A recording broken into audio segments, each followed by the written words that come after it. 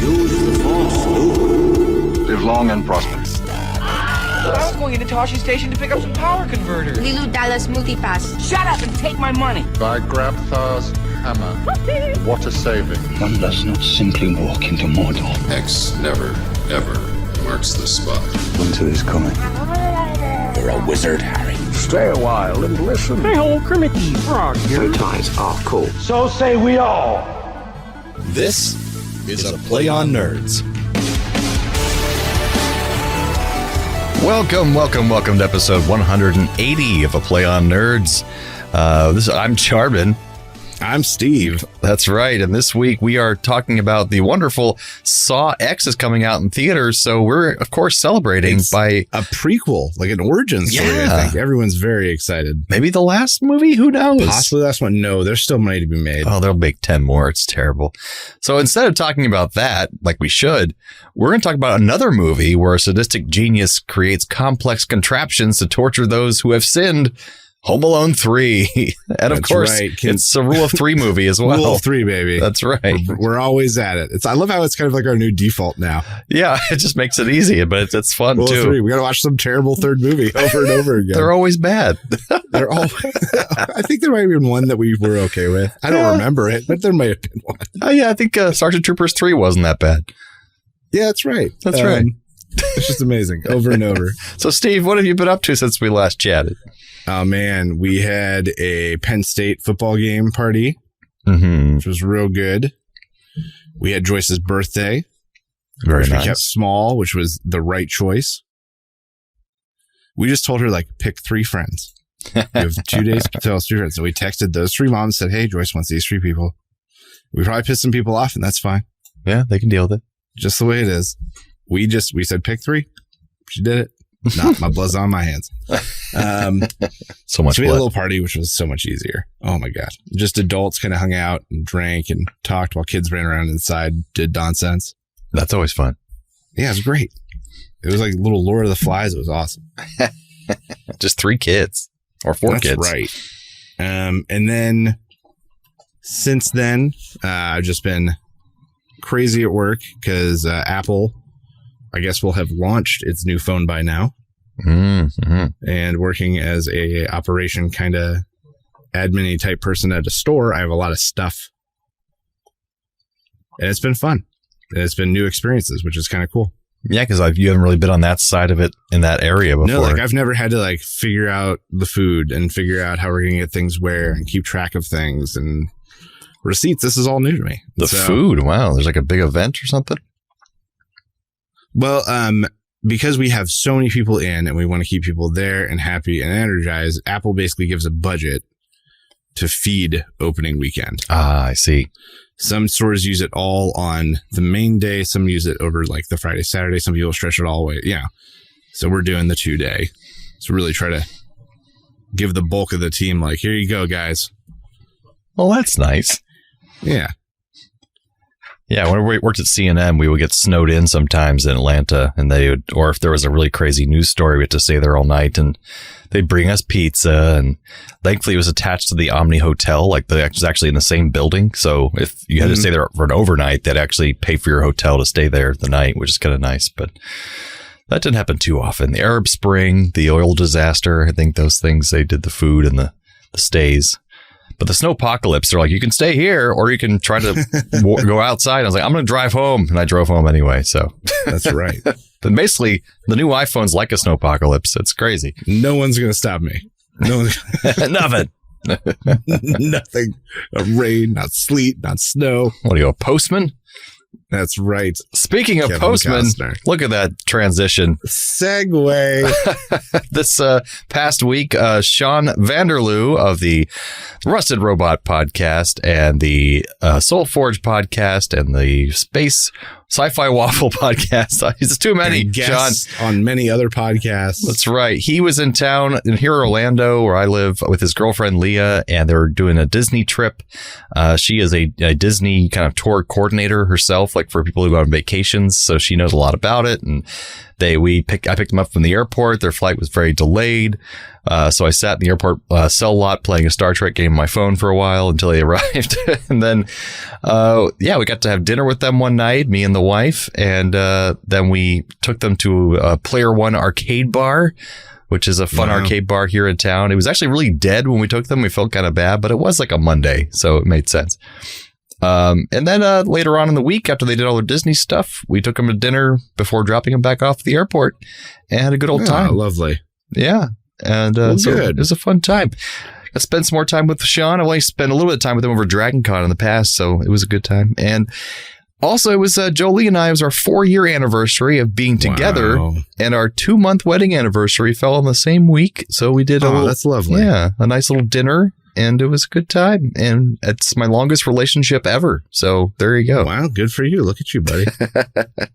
And now you just get to say that for the rest of your life. Yeah, from now on, this is it. The longest relationship. Done. So much easier. It's true. It's true. But I think that takes us to some nerdy news. It's time for Nerdy News.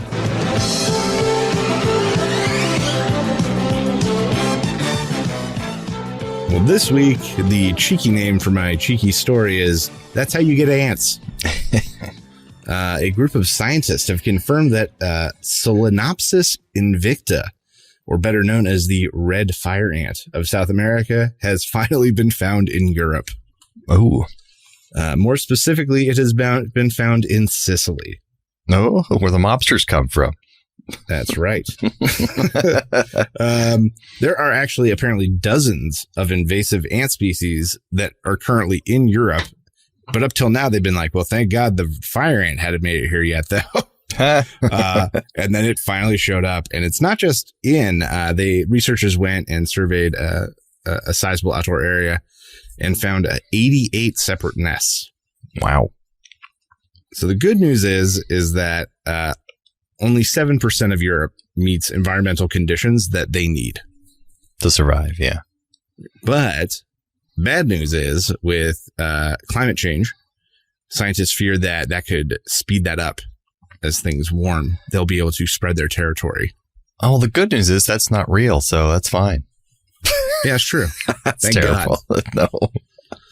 I'm just imagining some guy in his pant leg, like an accidental fire ant got up in there when he's on a flight over to Europe, and it just snuck out when he got there. And how's it? So you know what, Europe? Yeah, that's how you get ants.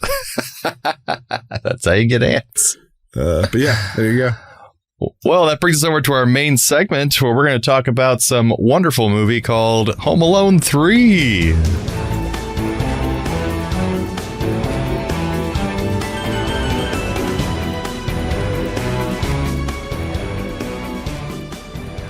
Oh boy, is it. So in this one, so unlike the other two that start with a young, kind of rambunctious boy in a suburban home, this starts with a group of international thieves. Yes. Stealing a military-grade chip from Silicon Valley. But then after a mix-up at the airport, the chip, which was cleverly disguised as a toy car, ends up in the hands of a young boy, Alex Pruitt. He gets the chicken pox and gets left alone at home as the thieves arrive to try to claim the chip. Over the course of a few days, the thieves attempt to infiltrate the home, but the child outsmarts them at every turn. As things escalate, the burglars finally decide to go in by force, and Alex, of course, knowing this, is forced to set up elaborate traps to deter them. The bad guys kidnap his mean old lady neighbor, who I guess kind of matters to the story. He starts by electrocuting two of them, and one of them literally shits lightning. Yes, he does. He took time to really showed. They left nothing to the imagination. He shit lightning.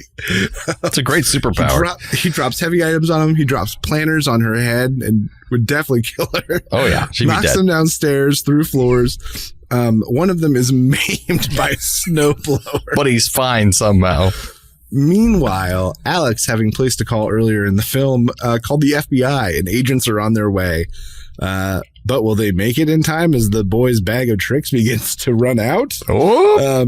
He goes to save the mean old lady next door, but the final bad guy knew he was going to do it and was waiting for him. But it turns out Alex swapped the bad guy's real gun for a toy gun at some point. And he scares off the bad guy with supposedly a real gun that also ends up being a toy gun. The FBI retrieves the trip. Retrieves the chip. The day is saved, and the final bad guy is blown up in an igloo in the backyard when a parrot on a remote controlled vehicle finds him and lights the fuse. A remote control vehicle that was destroyed earlier, but somehow it's back together again. That out loud. Yeah, you did. The family is reunited. I didn't mention them to this point because they didn't do anything. The house is being fixed by the FBI, just has carpenters on hand. In the middle of the night. It's just the middle of the night in the winter. You got carpenters there. I fixed everything, and everyone lives happily ever after. Man, what a movie. What a movie. Okay. So there were some things I liked. The premise itself was not bad. It was kind of crazy, but once you're like, all right, yeah, they're international spies or whatever, it's probably fine. Once you got over that, then it was good. Except for then you have these people with all these skills, and like they can't deal with one kid. These guys are experts in their field. And so it's just, there's no suspension of disbelief that can make me go, yeah. He's just because that when good. They're idiots or when they're dumb criminals who've probably been doing drugs and have VD and stuff, like the guys from the first two. Oh, God. I'm just saying. When you're going against them, it makes sense that they're buffoons and they would fall for it. They're the sticky bandits. They're the sticky bandits. But these guys are like international thieves, so there's no sense in it. I don't know if that was a like or not. I don't think so. We'll switch off here. One of the things I liked was I love the tech from the time period in this movie. It was very nostalgic for me. The beepers, the camcorder was real good. The fax machines, the camcorder, like it was just like, oh man, I remember that stuff when I was a kid. Like there wasn't, cell phones, no real good internet. There's like this giant computers in the shot sometimes, like for AOL. But yeah, I enjoyed that. That was fun.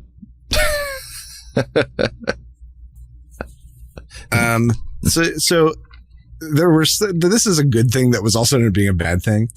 I like that some of the traps are like more elaborate, like Rube Goldberg type of things. Like Rube Goldberg kind of things. That was cool. But then it was the rapidity at which they happened with no slow times in between. And it was a symptom of them making 4 bad guys instead of 2. That's true. Because anytime they split up into 4 patterns, suddenly the script has to resolve what happens to each of them or what happens to each group or pairing.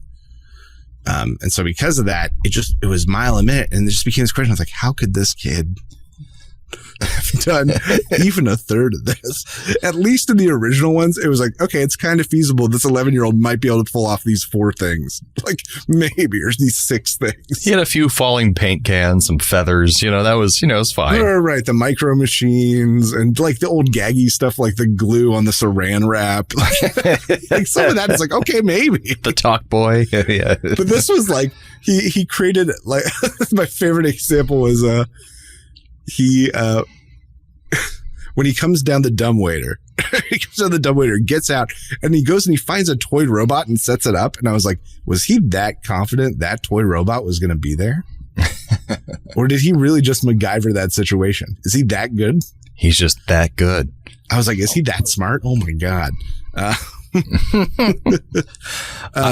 put that in like also that was just crazy. It kept the same formula from the first 2 movies basically, so it didn't change anything or make any new ground.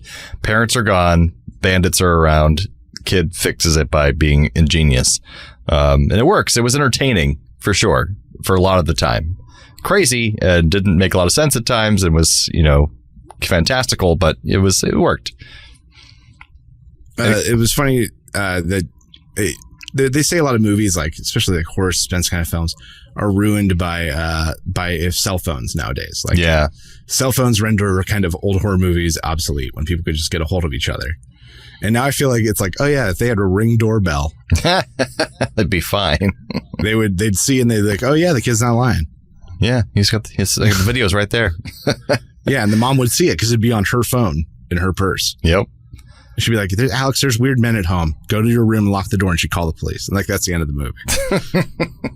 Because those guys are idiots. They're not getting away. Nope. I did put, though, that speaking of those idiots, that I really liked that it was very bad people getting hurt badly this time. Whereas, like, I almost feel bad for the sticky bandits in the first two movies because they're just kind of dopes and, like, they don't deserve to be almost killed. Yeah, they're dumb. They've been in and out of the prison system their whole lives. They both got, rough dads. Yeah, whereas these people One are of like... them's got VD. I'll let you decide which. These people are actual terrorists, as the FBI calls them. They talk about killing children, and they plan on killing all the children in the neighborhood. And I'm like, okay, they deserve everything that's coming to them. Suggest that. Yeah, I'm like, these guys deserve all the death. Well, the thing is, like, they all had guns, and it was like much more, and they were like trained, as that made them more dangerous. Versus like the other two guys, where I think one of them had 6-shooter gun. Yeah, that was it between the two of them, and he didn't bust it out until like the very end of the movie. Yeah, it made it important. Early. Yeah, it made it important. So yeah, I just. It was bad. Well, there's a couple more things I like before we get the bad stuff. I will say, yeah, okay, keep going. The orchestral music throughout the movie was very good. And like it reminded me of the first two movies, very jaunty and happy and some Christmassy elements because it's after Christmas in this movie. But it was nice. But then they kind of ruined it with the music they chose that wasn't orchestral, like the songs were real bad and like stuck out like a sore thumb. I thought they were so of their time and like it just dated the whole movie. And it was just like, oh, these don't fit at all. And it was talking about if you want to go to hell, I'll show you the way. I was like, what the fuck? This is a kid's movie. Like, what is happening? So yeah, it was a good and bad right there in one. Oh, I'll give one more good thing. And that is this did have like a varied and realistically at the time, very decent cast. I put that too. Yeah. Alex D. Lentz, who was like an established child actor. I looked at his IMDb. This was his 10th IMDb credit at this point, at this age. Yeah. He has a lot of movies at that point. And so he TV was shows. Proven, good, solid child actor. Somehow you get Scarlett Johansson in there as the sister for like 3 scenes. Yeah, it was Scarlett Johansson, young Scarlett Johansson. And then I like that the mom was an actress named Haviland Morris. Oh. Who played Marla in Gremlins 2. The redheaded I thought I recognized her. Yeah, that was her. I did write down particularly that the parents were good actors, just that they weren't the best written roles. But like both I've recognized the father too. He's been in a lot of stuff. Oh, and then you get Neil Flynn from before his Scrubs days. Oh yes, when he played police officers in like a half dozen movies as like a one-line extra instead of the janitor in Scrubs. Yeah. And I thought the villains all reminded me of like 90s villains from like every 90s action movie. They were like the ones. Like they did a good job, except the long-haired guy I thought really hammed it up, but the rest of them I thought were really good in their parts. But yeah, that's my likes. Well, I feel like the long-haired guy also had the craziest thing to sell. I feel like he had the biggest kind of most ridiculous of the falls. And stuff. And so I feel like maybe you should cut him a little slack. I feel like that guy just got shat on and he had to sell these stupid things. He literally got shat on in the movie. It's not that actor's fault, but they're stupid things. They are. All right. So dislikes. The more of them, I guess. More of them. So there was one scene that bugged me so bad. Oh. So the mom and the sister and the brother are sitting waiting on bated breath. They have no idea what's happening. They can't get to their son because of the snow. And an FBI guy comes in and he goes, "Ma'am, we need to go right now. Your son is in incredible danger." And in that moment, she like asked a question like, "Well, tell me what's happening." He's like, "Ma'am, we really need to go right now." And she's like, "I will not go anywhere until you tell me." He's like, "I'm leaving." And then Scarlett Johansson goes over and marches over and closes and holds the door shut and is like, "Tell me what's happening." And the brother gets involved. And it's like a minute-long scene that is just ridiculous. Like just to involve the family. It's the only reason the scene exists. And I'm like, what would have happened if the cops had gotten there a minute earlier? Yeah. Or 2 minutes earlier. Or 2 minutes later. Had they not blocked this situation? Mm-hmm. What could have happened, you dummies? If you know something bad's happened to your son, an FBI agent walks in and goes like, "Hey, we need to go right now. Your son's at stake." I go, "Yep." Yeah, like you don't dawdle. You'll figure it out the details later. Yeah. That's a good I think point. it's legit. Yep, let's go. I didn't even think about that. That's very true. I don't have kids yet, so I wouldn't think of that first.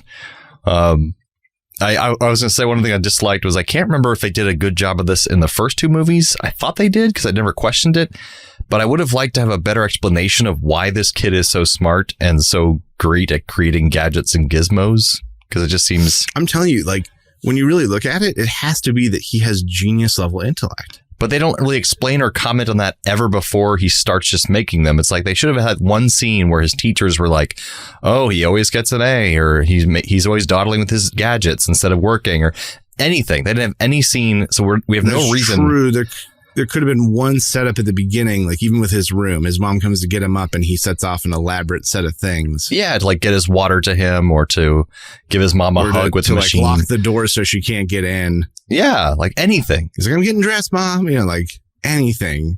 We just don't know why this kid, right. or no one even acknowledges beforehand that he's really smart. It's just like he's a nerd. They make fun of him, and then all of a sudden he's a genius. Like what? I didn't buy it. Yeah, and like at the end, no one's in shock. Everyone's like, "Oh my god, I'm just so happy you're okay." No one's like, "How did you do this? Is that from the attic? Is that my weights? What happened to the door? How'd you lift that to the roof?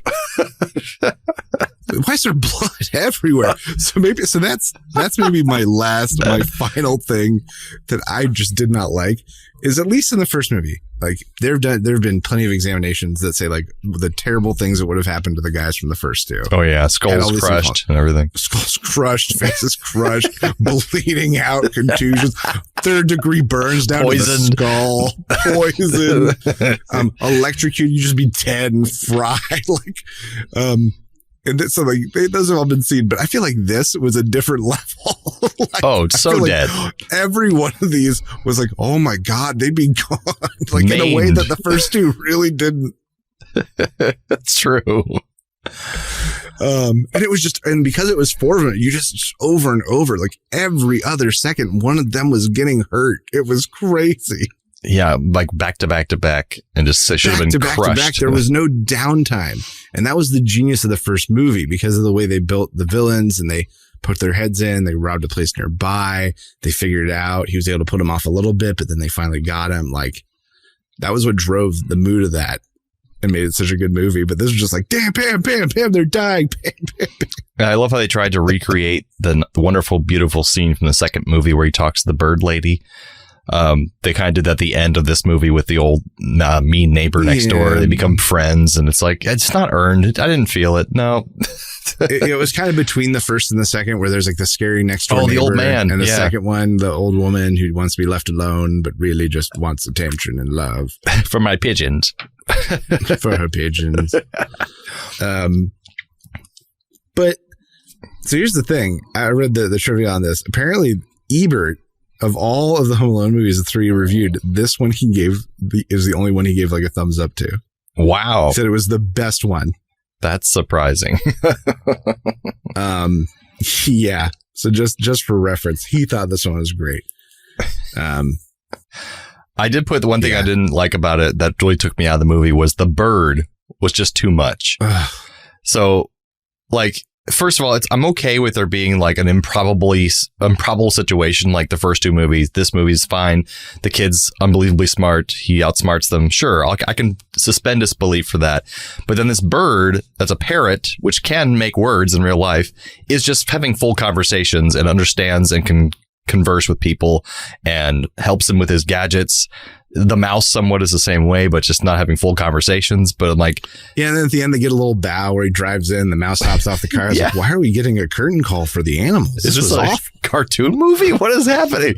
So that just really took me out of it too. What's happening? I was really confused.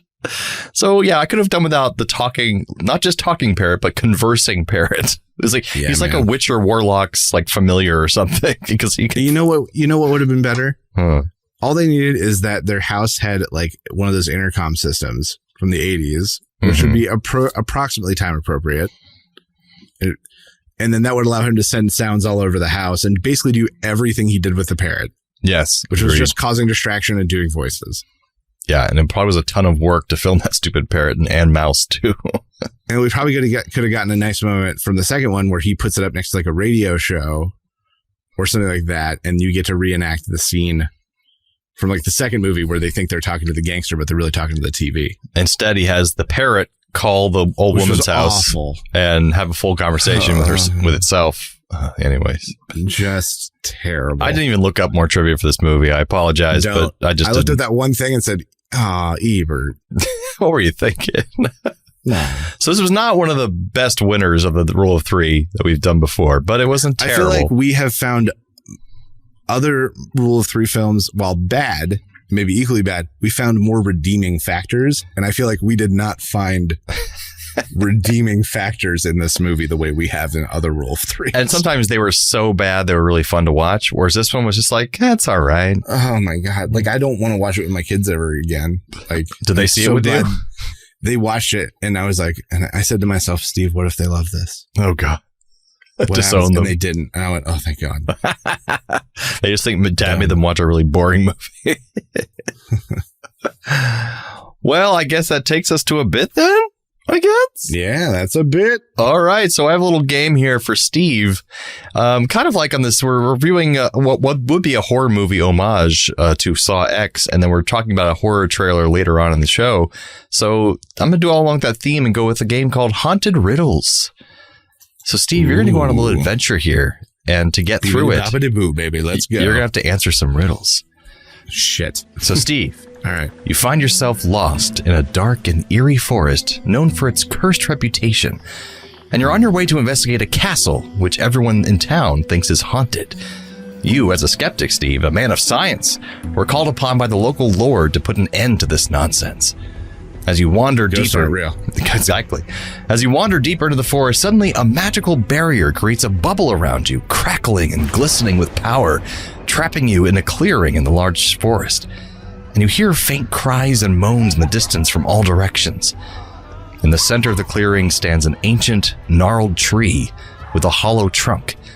And inside this hollow trunk, you discover a message carved into the wood, which says, to escape this forest and lift the curse of the magical barrier, answer the following riddle correctly. Choose wisely, for your fate depends on it. Fuck. The riddle is as follows. I'm a word of letters 3, add 2, and fewer there will be. What am I? Okay, wait. Say that one more time. I'm a word of letters 3, add 2, and fewer there will be. What am I? Think it out. No, I'm good. All right, let me give you one more. I die. Let me give you one more reading of the clue. Okay. I'm a word of letters 3, so 3 letters in the word.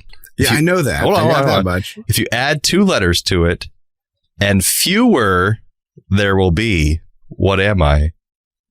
Few? Yes. Good job. I don't feel good about that. If you add 2 letters to it, it becomes the word fewer, and it's fewer now because it's 2 more letters. Oh my God, fewer it will be. Piece of shit. So suddenly the magical barrier disappears with a loud snap. Oh, God damn it. Shit. You then find your way through the forest to the castle you seek with no more magical barriers. As you approach the door to the castle, you think everything's going to be normal. This is just a regular castle. People in the town are crazy. But a hideous face, castles, Steve. A hideous face emerges from the door, passing right through it like a ghostly figure, and it locks your gaze and you are frozen still. And it speaks to you. To enter the castle, answer me this riddle. In the darkness of night, I silently creep. In the corners of your mind, my secrets I keep. I cast no shadow, make no sound, yet in your nightmares I'm often found. What am I? Shit. There's no way I'm going to remember all that. It's so long. They're all individual clues to what the word might be. I know. Okay, give it to me again. In the darkness of night, I silently creep. In the corners of your mind, my secrets I keep. I cast no shadow, make no sound, yet in your nightmares I'm often found. What am I? I have no idea. Darkness. Close. What does darkness make a lot of people? Shit themselves. And why do they shit themselves? Because they're afraid. Fear. That is correct. Fear. I was so close. Not really, but kind of. So when you say the word fear, the face suddenly poofs from existence and the doors of the castle fly open. You enter the castle not believing what you just saw because you're Steve. You don't believe in these things. This is like a D&D adventure where the Dungeon Master just lets his players live over and over again, even when they keep making terrible choices. Exactly. But could all the rumors about this castle be true? You are then greeted by what appears to be an old man dressed as a Victorian-era clown, and he walks very slowly towards you as if each step pains him. Nope, I'm out of there. But he lifts his head and speaks to you solemnly. You have come far and overcome much. Answering this last riddle will open up all the secrets of this ancient castle. So here's your final riddle. I'm a natural occurrence, sometimes quite sly. You can't see me, but you know I'm nearby. I come from below like a quiet sigh, or sometimes loudly like a lion's cry. What am I? Okay, give me one more. Give me one more time. I'm a natural occurrence, sometimes quite sly. You can't see me, but you know I'm nearby. I come from below like a quiet sigh, or sometimes loudly like a lion's cry. What am I? The wind. Close, but not quite the answer. But it is close. Air. Not quite. Shit. Because sometimes it's like a lion's cry, sometimes it's quiet. Sometimes, I'm not going to lie to you. This really feels like the answer's farts. Like it really. The old man starts to giggle.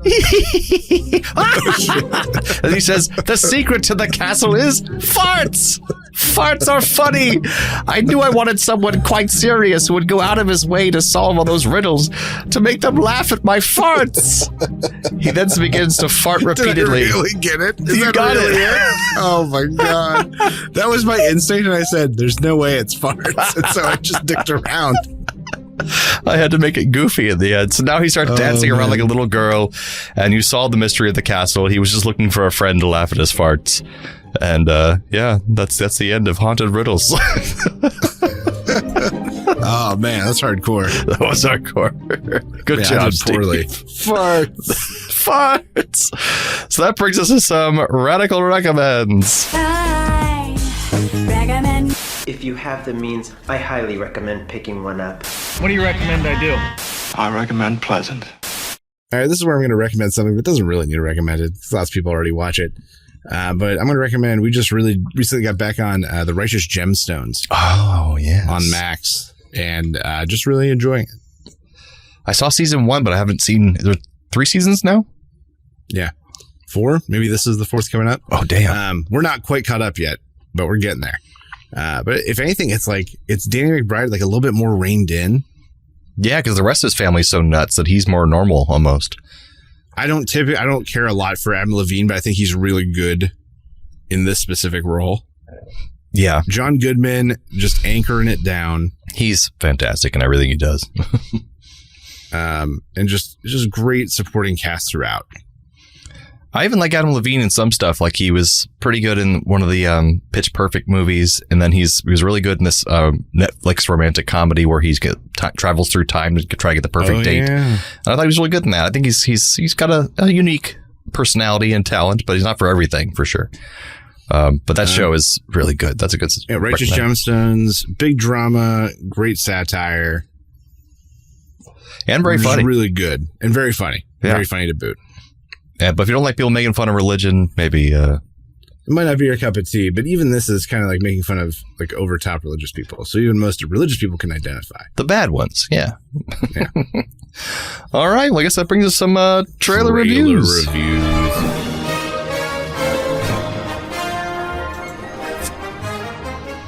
All right. So this week we're going to talk about the next Hercule Poirot movie, A Haunting in Venice.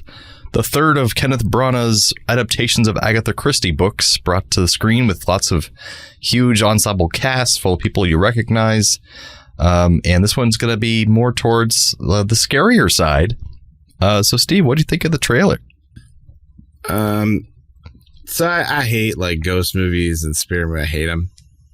And here's what I'm going to tell you, Jeremy. So I was watching this for the podcast, and it's a longer trailer. It's not a short. It's not a sting or anything. And I got about 20 seconds in. I went, man, this looks lame. And I forgot I was watching it for the podcast, so I turned to something else. And about 10 seconds later, I went, shit. And I went back and was like, I got to watch this. It's not the type of movie that I would enjoy to begin with, so I'm going to try to be as fair as I can. Visuals are good. It's hard for me to see Tina Fey in any sort of serious horror role. Maybe this will be her breakout moment, but it's just hard for me to see her in that. Right. I don't care for Kenneth Branagh.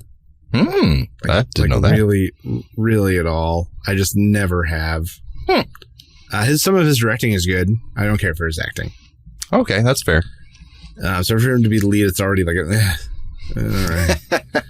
And it's like a murder mystery. Was it a ghost? Of course it wasn't a ghost. So who has the ghost from their past? Like that's always the symbolism that's used. So it's gonna be the ghost from someone's past that's doing it. Well, not necessarily. I mean, Agatha Christie is a great writer, and she kind of purposely goes in knowing it's not going to be a ghost because all of her stories are rooted in reality and like a right. So I mean, it's could go any direction. The first movie was really good. Like a different human is going to be a ghost. It's always the way it is. But the first movie was really good. I didn't see the second one. But I think the problem is these came out right at the same time as the Glass Onion, whatever they're called. Yeah. And they were just really good. Like, did you see those? No. Oh, they're fantastic. They're really funny. They're really interesting. You don't know what's going to be the outcome. They're not being built off some preconceived book or notion. It's like they're all new material, so it's exciting and interesting. And seeing James Bond talking with like a foghorn leghorn Southern accent is just hilarious. So, but yeah, I give this one a shot. But I mean, I also feel like it's kind of like a vanity project. Everyone's like, "Ooh, I want to be in the next Kenneth Branagh murder mystery movie," because there's like tons of stars in every one. This one has the woman from Discovery and Crouching Tiger, Hidden Dragon, Everything Everywhere All at Once. I can't think of her name. But yeah, she's in it too. She's one of the stars. But yeah. So what do you give this one? I'm going to give this one to Gary Busey. He's just in the living room kind of making noise, and Raul comes in to see what's up. What's happened? He's like, TikTok. Someone in this room murdered my cat. And Raul goes, "It was you." And Gary Busey goes, "Oh yeah."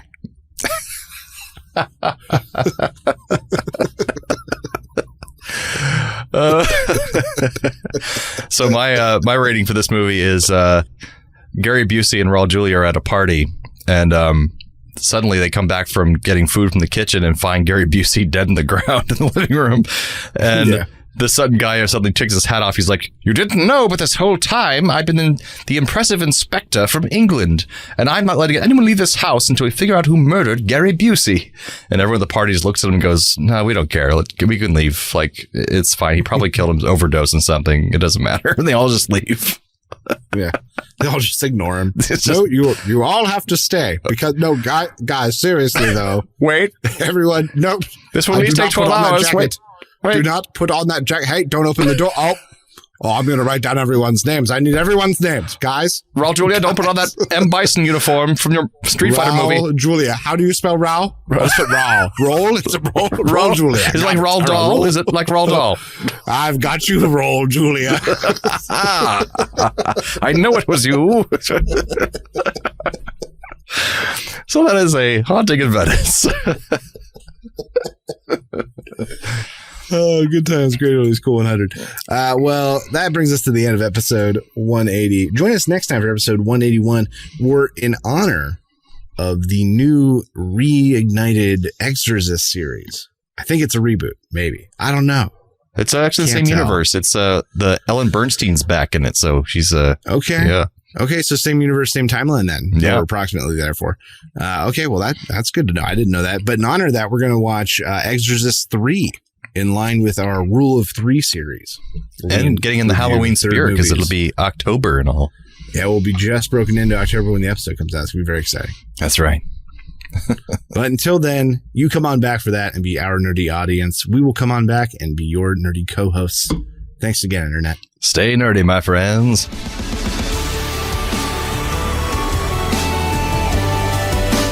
Thanks for listening to A Play on Nerds. Feel free to email feedback at aplayonnerds.com with all your questions or comments. Shoot us a message on Facebook or Twitter and earn yourself a sweet shout out on the show. Review us on YouTube, Spotify, or Apple Podcasts so even more nerds can find us. Tell your friends, tell your enemies, we aren't picky. Check out our entire back catalog and other offerings at aplayonnerds.com. And how?